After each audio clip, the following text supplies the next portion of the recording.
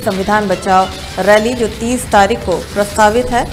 उत्तराखंड प्रदेश Congress committee द्वारा आगामी 30 अप्रैल को देहरादून में संविधान बचाओ रैली का आयोजन किया गया है, जिसे सफल बनाने के लिए पार्टी के सभी नेता और कार्यकर्ताओं ने अपनी कमर कसी हुई है। 30 अप्रैल को होने वाली संविधान बचाओ रैली को लेकर आज प्रदेश कांग्रेस अध्यक्ष करण महरा ने प्रदेश कांग्रेस मुख्यालय में हरिद्वार और देहरादून जनपद के सभी नेताओं, अध्यक्षों, विधायकों, विधानसभा 2022 के पार्टी प्रत्याशी रहे नेताओं और देहरादून नगर निगम के पार्षद व पार्षद प्रत्याशियों की बैठक की, जिसमें कल होने वाली रैली के लिए बड़ी संख्या में पार्टी कार्यकर्ताओं को जुटने की रणनीति पर विचार विमर्श हुआ। बैठक में प्रदेश कांग्रेस अध्यक्ष करण महरा ने बताया कि संविधान बचाओ का 1.25 महीने के कार्यक्रम का शुभारंभ 30 अप्रैल यानी कल से हो रहा है। इसीलिए इस रैली को हर हाल में विशाल करना है, जिससे पूरे प्रदेश में रैली का संदेश जाए। तो इसी पर हमारे साथ सीधे जुड़ा है कांग्रेस पार्टी के प्रदेश अध्यक्ष करण महरा। उन्हीं से हम सवाल करेंगे और जानेंगे इस रैली का क्या मकसद है। करण जी, बहुत बहुत स्वागत है आपका तहलका डिजिटल में। करण जी, मेरी आवाज सुन पा रहे हैं? सर, आपका ऑडियो म्यूट है, उसे अनम्यूट कर लें। नमस्कार जी। करण जी, संविधान बचाओ रैली जो कल से आपकी शुरू होने वाली है, क्या मकसद है इस रैली को लेकर? आज आपने अहम बैठक की है। देहरादून और हरिद्वार के तमाम जनपद के जो अध्यक्ष थे, नेता थे, प्रत्याशी रहे 2022 के, तमाम कार्यकर्ताओं के साथ आपने बैठक की है। क्या संदेश देना चाहेंगे?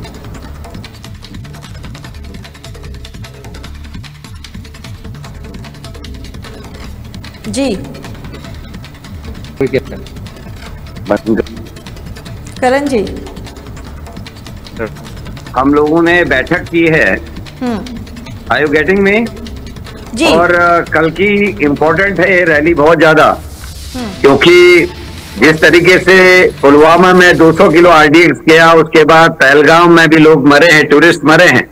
सरकार बता नहीं रही कि क्या कारण थे कि आपने चेक पोस्ट हटाया, आपने वहां से सिक्योरिटी फोर्सेस हटाई और हर नेगेटिव चीज को आप पॉजिटिव कर रहे हैं।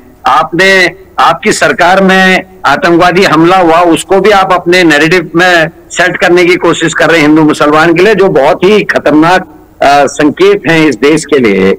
आपके राज्य में आपके चुने हुए विधायक संविधान की कसम खाते हैं जब वो विधायक बनते हैं कि हम देश की एकता, अखंडता को अक्षुण्ण रखेंगे और भारत के नागरिकों को हम सम्मान देंगे, देश के संविधान का पालन करेंगे। लेकिन देखने में यह आया कि आपकी आशा नौटियाल जैसे ही केदारनाथ से विधायक बनती हैं, वो कहती है कि माइनॉरिटी के लोगों को केदारनाथ के आसपास काम नहीं करने दिया जाएगा, जबकि हकीकत यह है कि घोड़े खच्चर वाले 70% जो म्यूल्स चलाते हैं, घोड़े चलाते हैं, वो माइनॉरिटी के लोग आते हैं। हमारे अमरनाथ गुफा की खोज करने वाले भी वही थे और अमरनाथ गुफा में भी जो इस तरीके की सुविधाएं देते हैं वो माइनॉरिटी के लोग हैं। ये देश है, इस देश में रहने वाले हर नागरिक को काम करने का अधिकार है। उसी तरीके का इनके विधायक दलीप रावत जो है बयान देते हैं, इसी तरीके के वो भी शपथ ली जो उन्होंने ली, एकता अखंडता को अक्षुण्ण रखें, उसका पालन नहीं करते। प्रदेश में यूसीसी लागू किया बीजेपी ने, उत्तराखंड यूसीसी, जो संविधान की धारा 44 आर्टिकल 44 का खुला उल्लंघन है। इनके प्रदेश अध्यक्ष कई किस्म की बातें कर रहे हैं। मैं उनसे पूछना चाहता हूं आपके माध्यम से कि आर्टिकल 44 का उल्लंघन करते हुए जो आपने यूसीसी बनाया है, उसका पार्ट 3 जो विवाह विच्छेद को उल्लेखित करता है, उसमें आपने साथ लिव इन रिलेशनशिप को मान्यता दी है, उसके कुछ नियम बनाए हैं। मैं पूछना चाहता हूं कि बीजेपी के कितने कार्यकर्ता और पदाधिकारी ऐसे हैं जो अपने परिवार के बच्चों को बिना शादी के शारीरिक संबंध बनाने और साथ रहने की इजाजत देंगे? इस बात को उनमें खोल के बोलना चाहिए और इसीलिए हमको जरूरत पड़ी है कि हम इस संविधान बचाओ रैली को बनाएं। जिस तरीके से बीजेपी की सरकार संवैधानिक संस्थाओं का, खासकर ईडी, सीबीआई, इनकम टैक्स का बेजा इस्तेमाल कर रही है, उसके खिलाफ ये है। इनकी सरकारों में बेटियां सुरक्षित नहीं है। अंकिता भंडारी में पुलकित आर्या, संतरेसा में 14 साल की बच्ची का रेप और मर्डर, उसका मुख्य आरोपी इनकी बीजेपी के ओबीसी सेल का सदस्य। इनके दो जो मंडल अध्यक्ष है वो बच्चों के ऐसे ही केस में जमानत में बाहर, क्योंकि केस कमजोर बन गए। इनके दुख संघ के चेयरमैन लाल कुआं, वो तो सारे प्रकरणों में, चाहे भर्ती घोटाला था, SSSC इनके हाकम सिंह मुख्य आरोपी, पटवारी पेपर लीक में इनके मंडल अध्यक्ष मंगलौर मुख्य आरोपी। तो ये सारी चीजें ऐसे लग रही कि देश को इन्होंने बर्बाद सा कर दिया है। खनन का हाल ये है प्रदेश में कि प्रदेश के पूर्व मुख्यमंत्री और इनके वर्तमान हरिद्वार के सांसद त्रिवेंद्र रावत जी को 2 बार इसको लोकसभा में उठाना पड़ा। कल इनके विधायक मुन्ना सिंह चौहान ने इसी तरीके का एक काम किया, उन्होंने एक ट्रॉली पकड़ के उसको उजागर करने का काम किया। तो इतनी सब चीजें हो रही, इसीलिए हम ये रैली कर रहे हैं।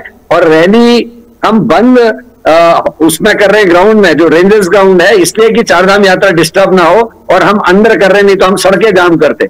उसके बावजूद भी जिस तरीके के बयान बीजेपी के प्रदेश अध्यक्ष के आ रहे, साफ दिखाता है कि बीजेपी में बौखलाहट है, और ये उसी को डिस्टर्ब करने के लिए आज इनने अपने प्रवक्ताओं से कहा कि संविधान वाले मामले में आज प्रेस करें, पहले अपने विधायकों के स्टेटमेंट्स पे बात करें जिन्होंने संविधान की शपथ ली है और उसका उल्लंघन कर रहे हैं, खुला खुला उल्लंघन। इनके जो अनुवांशिक संगठन है, चाहे वो यहाँ के इनका बजरंग दल है या यूपी में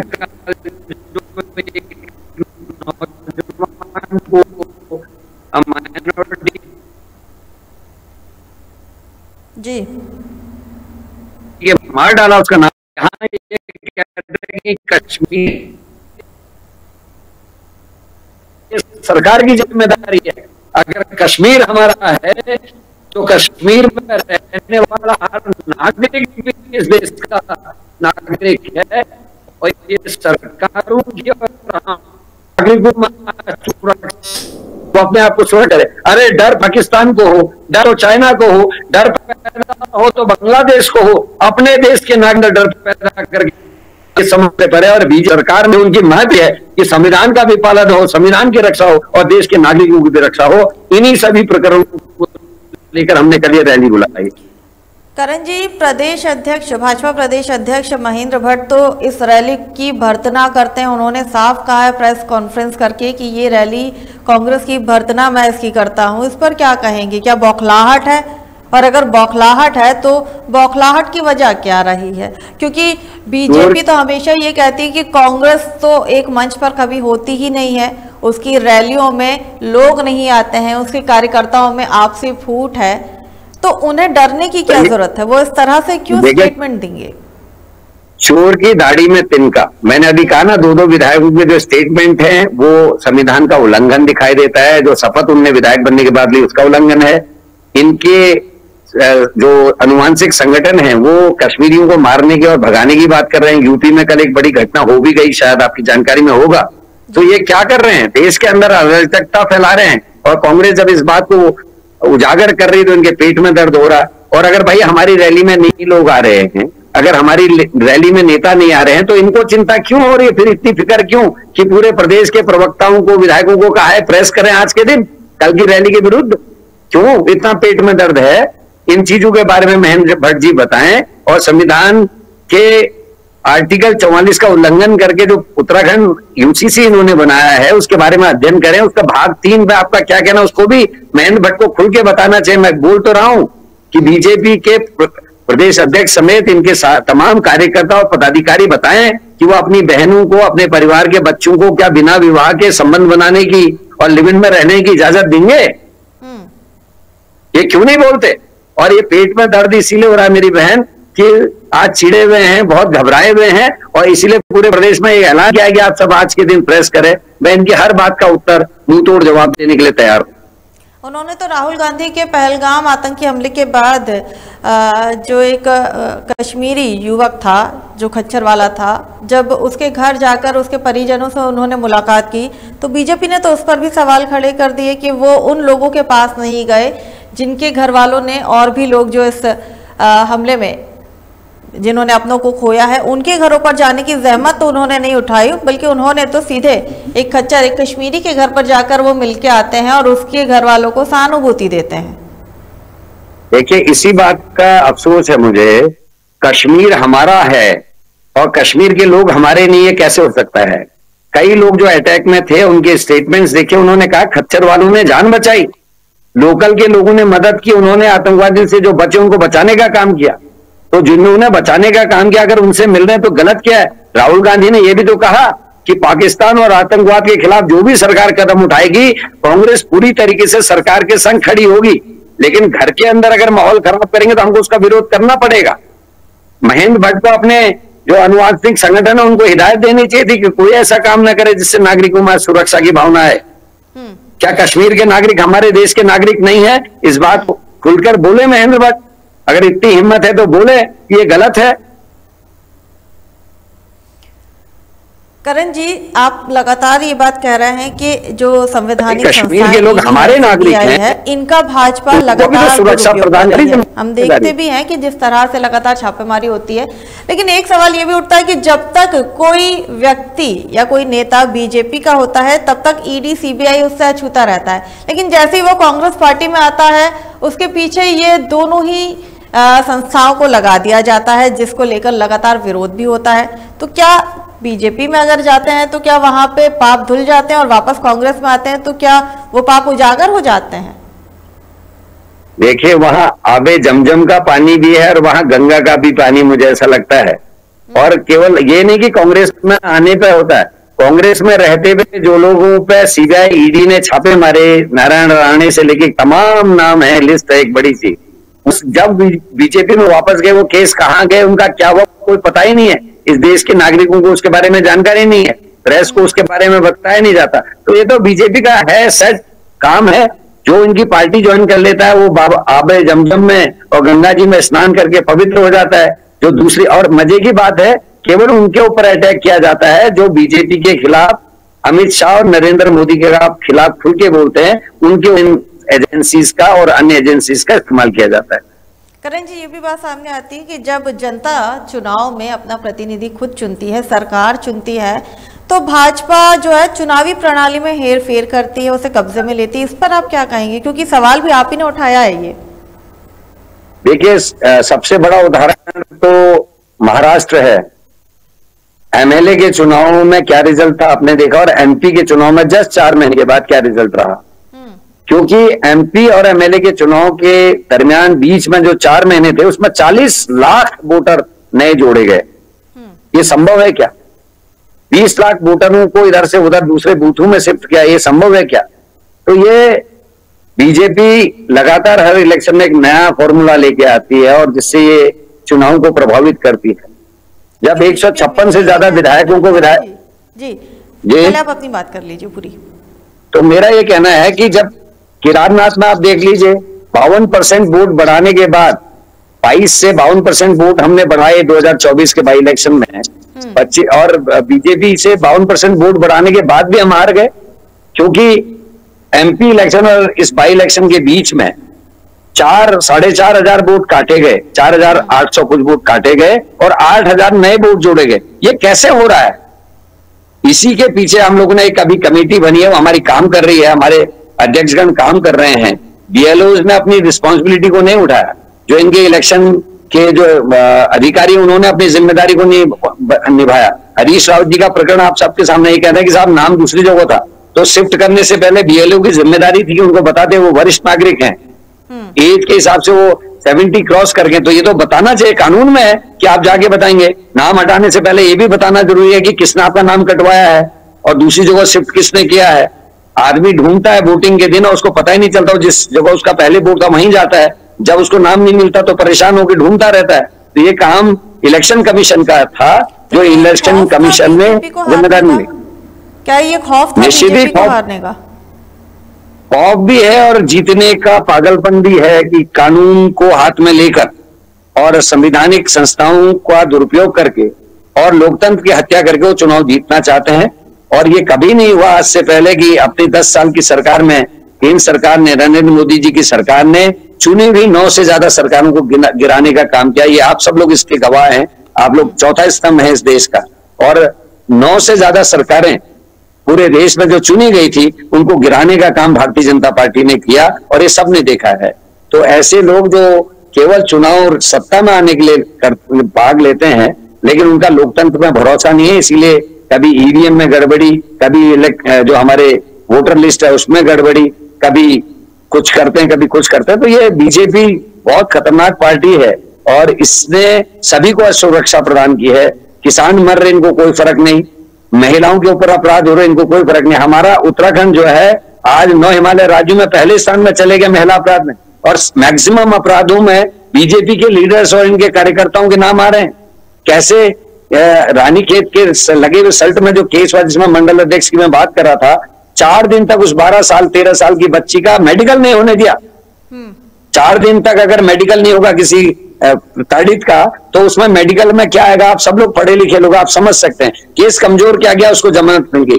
तो ये अपने कार्यकर्ताओं को, अपने पदाधिकारियों को संरक्षण भी देते हैं गलत काम करने में। तो ये बड़ा दुखद पहलू, और लोगों को हिंदू मुसलमान के नैरेटिव में फंसाकर इन सारी चीजों से इनका ध्यान भटकाते हैं। कभी मंदिर, कभी मस्जिद, कभी मदरसे, कभी थूक जिहाद, कभी लव जिहाद। इससे ऊपर उठ के बीजेपी कोई बात ही नहीं करती। वो बात नहीं करती कि अस्पतालों के हाल क्या है, वो बात नहीं करती कि हमारे, आज कल ही मैं देख रहा था पूरे अल्मोड़ा जिले में एक भी प्रधानाचार्य नहीं है किसी स्कूल में, सरकारी स्कूल में। आपके देहरादून से लगे हुए 100 स्कूलों में शौचालय नहीं है। बच्चियां पढ़ती हैं, महिला स्टाफ है, लेकिन शौचालय नहीं है। लेकिन मदरसों की जांच होगी, लेकिन अपने सरकारी स्कूलों की व्यवस्था ठीक सरकार नहीं कर रही, क्योंकि उनको पता है कि हिंदू मुसलमान के नैरेटिव में फंसा के बच्चे बेरोजगार हैं। लोग ये नहीं देखेंगे, लोग ये नहीं देखेंगे कि बेटियां सुरक्षित हैं, ये नहीं देखेंगे कि अस्पताल में दवाई और डॉक्टर नहीं है। इसीलिए इस तरीके के नैरेटिव, कभी यूसीसी, कभी लव जिहाद, कभी थूक जिहाद, कभी लैंड जिहाद, इससे ऊपर उठ के बीजेपी काम नहीं कर रही है। पुलवामा में जो घटना घटी उसकी आज तक जांच नहीं, वो 100-200 किलो आरडीएक्स कैसे गया? अभी ये पहलगाम में क्यों सिक्योरिटी फोर्सेस को 24 घंटे पहले हटाया गया, इसका उत्तर कोई बीजेपी का प्रवक्ता या सरकार नहीं दे रही है। तो ये हमको समझना पड़ेगा नागरिकों को कि बीजेपी कर क्या रही, और हमको इनके ट्रैप में नहीं फंसना चाहिए। इसीलिए इस तरीके की रैलीज कर रहे हैं। अभी हम जिले स्तर पे, विधानसभा स्तर पे करेंगे, उसके बाद हम घर घर जाने का अभियान चला रहे हैं। इन यूसीसी से लेके तमाम बातों को लेकर हम घरों में जाके लोगों से बात करेंगे। हम कोशिश करेंगे कि बीजेपी के असली चेहरे को लोग पहचान सके। करण जी, कल आपकी रैली का भी शुभारंभ है, संविधान बचाओ रैली, और कल से चारधाम यात्रा भी शुरू हो रही है प्रदेश के लिए एक उत्सव है, और आप भी जानते हैं कि इसमें किस तरह की कमियां रहती हैं, जिसको लगातार विपक्ष ने उठाया है। आपको लगता है कि सरकार ने एक बार फिर वादा किया है कि इस बार की रैली, इस बार की जो यात्रा होगी, वो यात्रा जो पिछली यात्रा में हमसे गलतियां हुई हैं वो नहीं होगी, उन्हें सुधारते हुए हमने यात्रा की पूरी तैयारियां कर ली है और कल से यात्रा शुरू हो रही है। बड़ी संख्या में श्रद्धालु आने वाले हैं, क्या कहेंगे इस पर आप? देखिए, पहले तो मेरी शुभकामनाएं हैं, क्योंकि उत्तराखंड का मामला है कि ये जो यात्रा है सुगम हो, अच्छी हो, लेकिन अभी भी सरकार की तैयारियां पूरी नहीं है। जब मैं हरिद्वार, हर की पैड़ी से लेके केदारनाथ तक यात्रा कर रहा था, जब बुराड़ी में मंदिर बन रहा था, सोने की चोरी को लेकर बुराड़ी मंदिर के विरोध में मैंने यात्रा की थी, पद यात्रा, उस समय सोनप्रयाग में बादल फटा था। वो आज भी जैसे के तैसे पड़ा हुआ है, रोड ठीक नहीं हुए, ना रास्ते ठीक हुए। तो क्या तैयारी है? ऋषिकेश में भारी जाम का सामना अभी भी करना पड़ा है, 2-2, 3-3 घंटे लोगों को जाम में फंसना पड़ रहा है। उसके लिए क्या व्यवस्था की है? जब ये यात्रा शुरू होगी कल से, उसके बाद उसका क्या आलम होगा, ये समझ से परे है। हरीश रावत की सरकार में रुद्रप्रयाग में पार्किंग बनी थी, कुछ अन्य स्थानों में हमारी अन्य सरकारों ने बनाया था, उससे एक भी नई पार्किंग कहीं नहीं दिखाई दे रही है जो नई बनाई गई हो। तो क्या व्यवस्था सरकार ने की है? मैंने पहले भी कहा था, ऑक्सीजन की व्यवस्था केदारनाथ इत्यादि क्षेत्रों में होनी चाहिए, ताकि पोस्ट कोविड इफेक्ट्स जो है आ रहे हैं, लोगों में सांस की प्रॉब्लम हो रही है, अन्य चीजें हो रही हैं, वो ना हो, लोग मरे ना, उसका अभी तक कोई व्यवस्था नहीं है। मैंने कहा था केदारनाथ के दर्शन करने से पहले 1-1.5 किलोमीटर लंबी एक लाइन लगती है, वहां महिलाएं, बच्चे सब लाइन में लगे होते हैं और घंटों लगना पड़ता है। कोई शौचालय आसपास नहीं बने हैं, वो कहाँ महिलाओं को जाना होता होगा, कैसे वो परेशानी झेलती होंगी। खुले आसमान के नीचे बारिश, बर्फ और तूफान में खड़ा होना पड़ता है, कोई व्यवस्था। सिक्योरिटी पे भी सवाल खड़े होते हैं कि जो रास्ता है केदारनाथ का या यमुनोत्री का, हमने पिछली बार देखा था जो भगदड़ मची थी, वहां पर लोग फंस गए थे, लेकिन कोई पुलिस वाला या कोई भी जवान सुरक्षा का वहां पर नहीं था। कोई व्यवस्था नहीं है, कुछ नहीं है। दूसरा, हमने 2-3 चीजें और इनको कहा था, तोता घाटी इत्यादि में एक्सीडेंटल जोन्स हैं, वहां विशेष ध्यान रखने की जरूरत है। सड़कों का जो सेंटीमीटर फोर्स है उसका ध्यान नहीं रखा गया है, उसका रखरखाव हो, उसकी जांच होनी चाहिए, लेकिन ऐसा कुछ सरकार नहीं कर रही है। मैंने कहा था कार्डियक डॉक्टर्स की नियुक्ति सब जगह होनी चाहिए, ताकि किसी को हार्ट से संबंधित कोई प्रॉब्लम आ जाए तो तुरंत उसको उपचार मिल सके, उनको वापस भेजा जा सके। लेकिन मुझे लगता नहीं कि सरकार गंभीर है। ये कहते हैं कि 60 लाख से ज्यादा लोगों ने रजिस्ट्रेशन कराया। मैं आपके माध्यम से बीजेपी से पूछना चाहता हूं कि क्या इतने लोगों के लिए एकोमोडेशन है? कितनी लोग एक रात में केदारनाथ में रह सकते हैं, इसकी जानकारी सरकार को है। उससे 3 गुना ज्यादा लोगों को आप ऊपर भेजते हैं, तो क्या उसकी कोई व्यवस्था है? पड़ाऊ में कितने दिन एक परिवार को रहना पड़ेगा, क्या आपको जानकारी है? क्योंकि गरीब लोग 3-3, 4-4 साल पैसा बचाकर इन यात्राओं में आते हैं, और जब उनको उनकी सोच से ज्यादा समय पड़ाऊ में रहना पड़ता है, उनका पैसा खत्म हो जाता है। पिछली बार हमने देखा कई लोग बिना घर से फंस गए हैं। क्या वो लेकर यहाँ से जाते होंगे अपने प्रदेश को, और क्या हमारे रहते हुए कितना खराब है। केवल संख्या रजिस्ट्रेशन कराने से उत्तराखंड का भला नहीं होगा। लॉन्ग रन भाव लेके यहाँ से जाएंगे, उसका लॉन्ग रन में बड़ा गलत असर उत्तराखंड को पड़ेगा। यही मैं कहना चाहता हूँ। मेरी शुभकामनाएं हैं सरकार को, ये सफल हो। आखिरी सवाल, मीडिया को लेकर भी कहा जाता है कि मीडिया को बीजेपी ने अपने कब्जे में कर रखा है, आरएसएस ने अपने कब्जे में कर रखा है। अंतिम सवाल, इसी पर आपका रिएक्शन। देखिए, मैं कब्जे में तो नहीं कहूंगा, लेकिन डरा जरूर रखा है। इनके बड़े अडानी से लोगों ने पूरे चैनल्स खरीद लिए हैं, और वो जो चाहे वो दिखाते हैं, जो चाहते हैं नहीं दिखाते हैं। छोटे जो पत्रकार हैं, पोर्टल्स हैं, उनको प्रताड़ित किया जाता है। जो आपके बड़े पत्रकार रवीश कुमार हैं, बहुगुणा जी हैं, अन्य लोग हैं, उन लोगों की नौकरियां चले गई। अविशार जी हैं, इनकी नौकरियां खत्म कर दी। जो इनके खिलाफ बोलता है उनको नौकरी से बाहर कर दिया जाता है, चैनल से बाहर कर दिया जाता है। मेरे को याद है ऋषिकेश में एक मेरा और महेंद्र भट्ट का लाइव चल रहा था, रूबिका जी उसको ले रही थी। 10 मिनट के बाद लाइव बंद करना पड़ गया, क्योंकि महेंद्र भट्ट जी जवाब नहीं दे पा रहे थे मेरी बातों का। तो ऐसी स्थितियां इस समय हैं, और वाकई में ये दुर्भाग्य है। क्योंकि मुझे याद है, हम पढ़ते हैं कि जब स्वतंत्रता आंदोलन चला था, उस समय पत्रकारों ने जब लिखा, उससे स्वतंत्रता संग्राम सेनानी पैदा हुए, प्रेरित हुए नौजवान, और वो स्वतंत्रता संग्राम में आए। और जब हमारा उत्तराखंड आंदोलन था, मैं नौजवान था, मुझे कई अखबारों में 4-4 कॉलम की न्यूज मिलती थी। जब मैं जेल जाता था या मैं कुछ बड़ा कार्यक्रम करता था, तो उत्साह मिलता था, और हम और ज्यादा जोर से हम आंदोलन में सक्रियता से भाग लेते थे। लेकिन वो अब नहीं है। एक फनकार ने लिखा है, खूने शहीद से कीमत में कुछ सवा, खूने शहीद से कीमत में कुछ सवा, फनकार के कलम की स्याही की एक बूंद।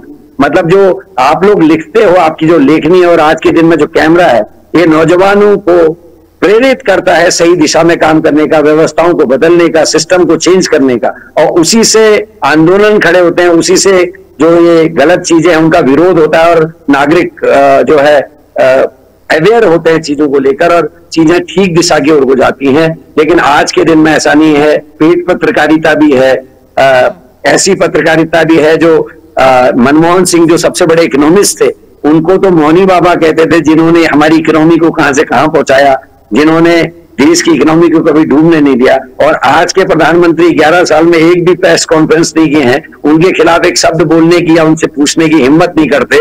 तो पत्रकारिता में भी गिरावट आई है, मैं यही कहना चाहूंगा। बहुत बहुत शुक्रिया करण जी, हमारे साथ जुड़ने के लिए बहुत बहुत शुक्रिया। तो ये थे प्रदेश अध्यक्ष कांग्रेस पार्टी के करण महाराज, जिन्होंने बताया कि संविधान बचाओ रैली का उनका क्या मकसद है। आपको बता दें, 1.25 महीने तक ये रैली चलने वाली है, जो जिला और ब्लॉक स्तर पर होगी, और उसके बाद घर घर जाकर यहाँ इस रैली का मकसद जो है जनता को जागरूक करना है, संविधान के बारे में बताना है, और संविधान को बचाने का मकसद है। फिलहाल इतना ही, मुझे दीजिए इजाज़त। आप बने रहिए तहलका डिजिटल के साथ।